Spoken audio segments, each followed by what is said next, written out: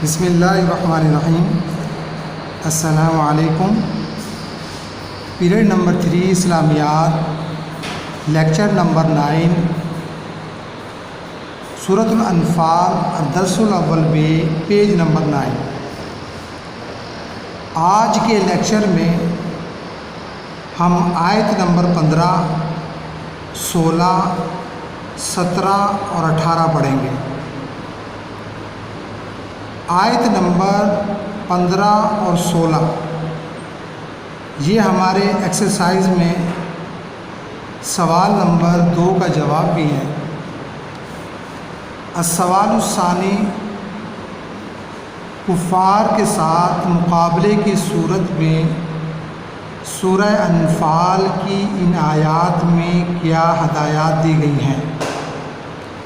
اس کے آگے page number 9 لکھ لیں۔ اب آ جائیں صفحہ نمبر 9 پر، آیت نمبر 15،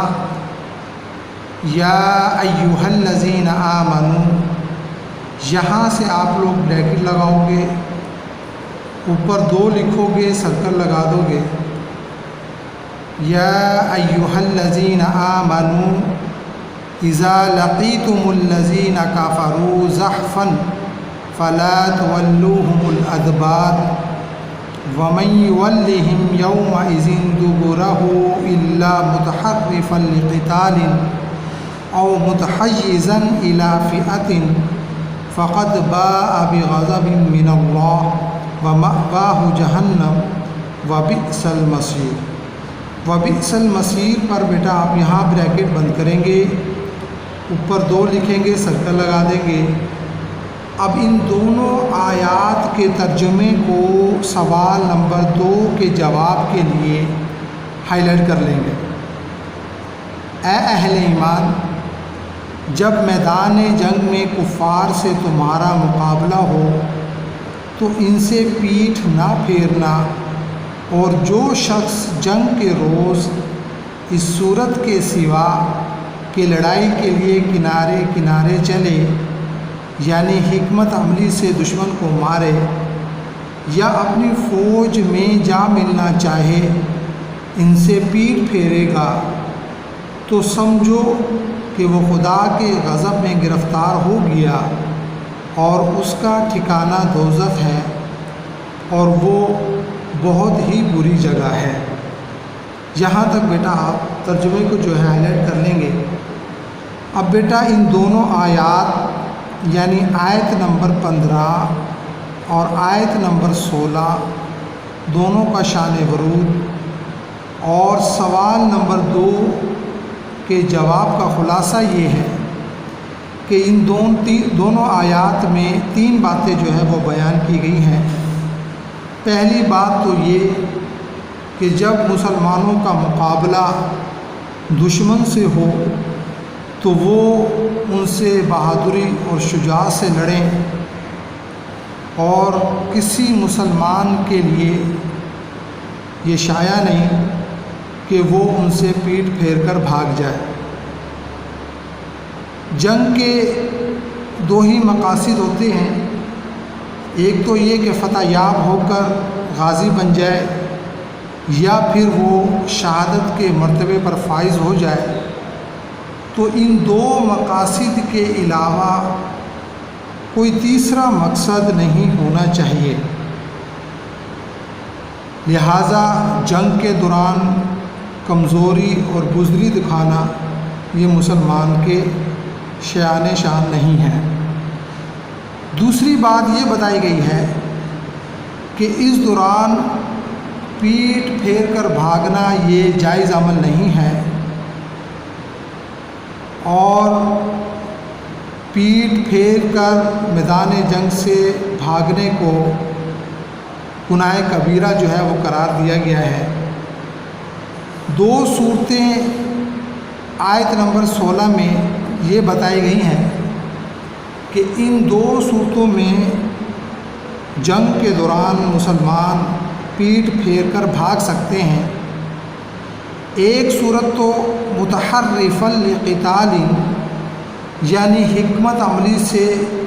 دشمن کو مارنا چاہے کہ ایک جانب یا سمت سے حملہ کر رہا ہو، وہاں سے مسلمان دباؤ کا شکار ہوں،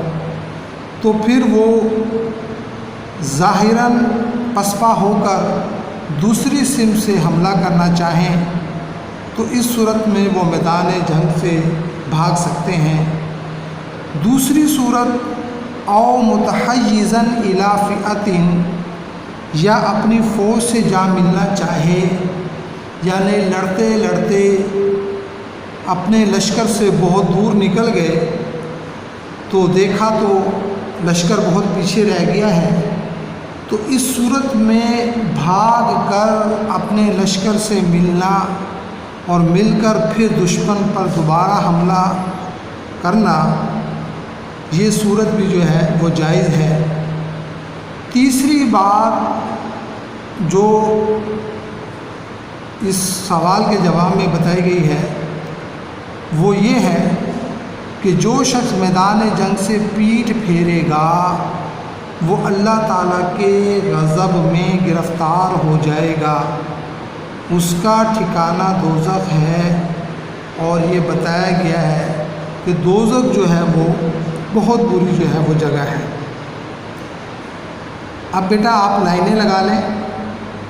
یا ایھا الذین آمنوا یہاں پر لائن لگاؤ، اس کا ترجمہ اے اہل ایمان یہاں پر لائن لگاؤ، اذا لقیتم الذین کفروا زحفا، زحفا کے آگے لائن لگاؤ گے، اس کا ترجمہ جب میدان جنگ میں کفار سے تمہارا مقابلہ ہو، یہاں پر لائن لگا لو، فلا تولوہم الادبار یہاں پر لائن لگاؤ گے، اس کا ترجمہ تو ان سے پیٹھ نہ پھیرنا، یہاں پر لائن لگا لو گے،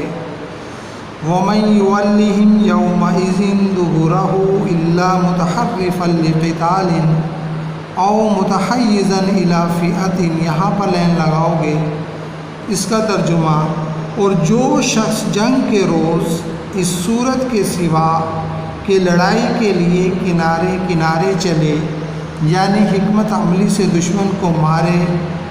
یا اپنی فوج میں جا ملنا چاہے، ان سے پیٹھ پھیرے گا، یہاں پر لائن لگا لو گے، فقط باء بغضب من اللہ یہاں پر لائن لگاؤ گے، اس کا ترجمہ تو سمجھو کہ وہ خدا کے غضب یعنی غصے میں گرفتار ہو گیا، یہاں پر لائن لگا لو گے، وَمَأْوَاهُ جَهَنَّمْ یہاں پر لائن لگاؤ گے، اس کا ترجمہ اور اس کا ٹھکانہ دوزخ ہے، یہاں پر لائن لگا لو گے، وَبِئْسَ الْمَصِيرُ یہاں پر لائن لگاؤ گے، اس کا ترجمہ اور وہ بہت ہی بری جگہ ہے، یہاں پر لائن لگا لو۔ اب بیٹا آیت نمبر 17 دیکھیں، 17 اور 18، فَلَمْ تَقْتُلُوهُمْ وَلَٰكِنَّ اللَّهَ قَتَلَهُمْ وَمَا رَمَيْتَ إِذْ رَمَيْتَ وَلَٰكِنَّ اللَّهَ رَمَىٰ وَلِيُبْلِيَ الْمُؤْمِنِينَ مِنْهُ بَلَاءً حَسَنًا إِنَّ اللَّهَ سَمِيعٌ عَلِيمٌ ذَٰلِكُمْ وَأَنَّ اللَّهَ مُوهِنُ كَيْدِ الْكَافِرِينَ۔ اب بیٹا ان آیات میں اللہ تبارک و تعالیٰ اپنی قدرت اور طاقت کو بیان فرما رہے ہیں کہ مسلمانوں کو جنگ بدر میں جو فتح حاصل ہوئی ہے یہ اللہ تعالیٰ کی مدد سے حاصل ہوئی ہے، اور دو صورتیں یہاں پر بیان کی گئیں، فَلَمْ تَقْتُلُوهُمْ وَلَٰكِنَّ اللَّهَ قَتَلَهُمْ کہ تم لوگوں نے ان کفار کو قتل نہیں کیا بلکہ خدا نے انہیں قتل کیا۔ مطلب یہ کہ اللہ تبارک و تعالیٰ نے 1000 فرشتے جنگ بدر کے موقع پر نازل فرمائے، پھر ان فرشتوں کے ذریعے جو ہے ان کافروں کو قتل کیا گیا۔ اللہ تعالیٰ یہاں پر اپنی قدرت کو بیان فرما رہے ہیں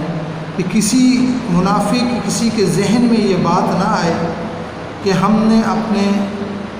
زور بازو پر جو ہے یہ فتح حاصل کی ہے، بلکہ اللہ تعالیٰ فرما رہے ہیں کہ یہ فتح جو تمہیں نصیب ہوئی ہے یہ اللہ تعالیٰ کی مدد ہی سے نصیب ہوئی ہے۔ وما رمیت اذ رمیت ولکن اللہ رما، اور اے محمد صلی اللہ علیہ وسلم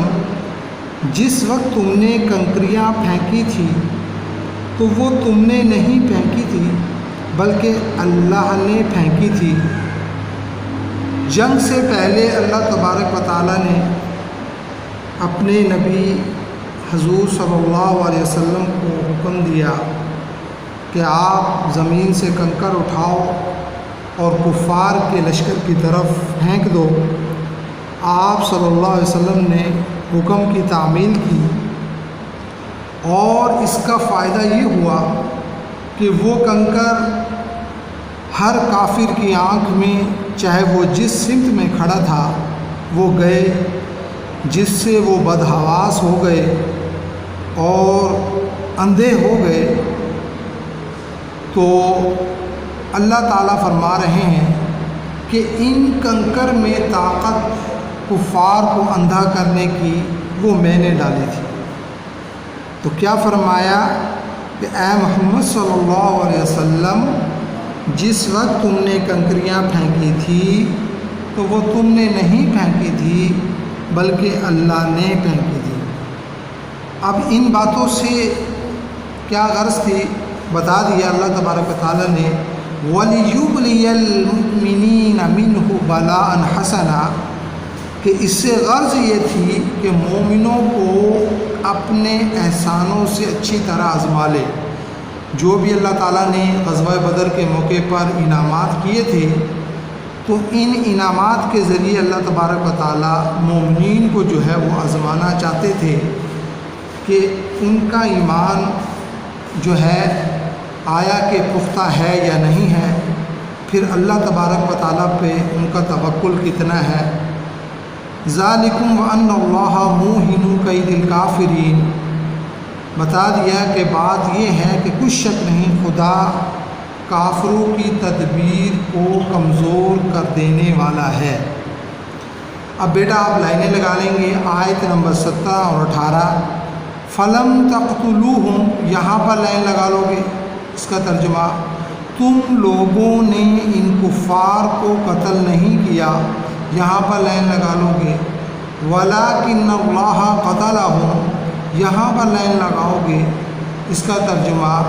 بلکہ خدا نے انہیں قتل کیا، یہاں پر لائن لگا لو گے، وَمَا رَمَيْتَ إِذْ رَمَيْتَ وَلَٰكِنَّ اللَّهَ رَمَىٰ، یہاں پر لائن لگاؤ گے، اس کا ترجمہ اور اے محمد صلی اللہ علیہ وسلم جس وقت تم نے کنکریاں پھینکی تھیں تو وہ تم نے نہیں پھینکی تھیں بلکہ اللہ نے پھینکی تھیں، یہاں پر لائن لگا لو گے، وَلِيُبْلِيَ الْمُؤْمِنِينَ مِنْهُ بَلَاءً حَسَنًا، یہاں پر لائن لگاؤ گے، اس کا ترجمہ اس سے یہ غرض تھی کہ مومنوں کو اپنے احسانوں سے اچھی طرح آزما لے، یہاں پر لائن لگا لو، ان اللہ سمیع علیم، یہاں پر لائن لگاؤ گے، اس کا ترجمہ بے شک خدا سنتا جانتا ہے، ذالکم وان اللہ موہن کید الکافرین، یہاں پر لائن لگاؤ گے، اس کا ترجمہ بات یہ ہے کہ کچھ شک نہیں خدا کافروں کی تدبیر کو کمزور کر دینے والا ہے۔ اب بیٹا سوال نمبر 2 کے جواب کے لیے آپ اچھے طریقے سے نشان لگائیں گے، اور نشان لگانے کے بعد پھر اس مکمل آیت نمبر 15 اور 16 کے ترجمے کو سوال نمبر 2 کے جواب کے لیے ہائی لائٹ کر لیں گے۔ اسی طریقے سے آیت نمبر 17 اور 18 یہاں پر لائن آپ اچھے طریقے سے لگائیں گے، اس کو آپ جو ہے اچھے طریقے سے نشان لگانے کے بعد سمجھنے کے بعد آپ لوگ اس کو یاد کریں گے۔ انشاءاللہ 11:30 پر جو ہے ان چاروں آیات کا جو ہے وہ ٹیسٹ ہوگا، اچھی طریقے سے آپ جو ہے وہ اس کو یاد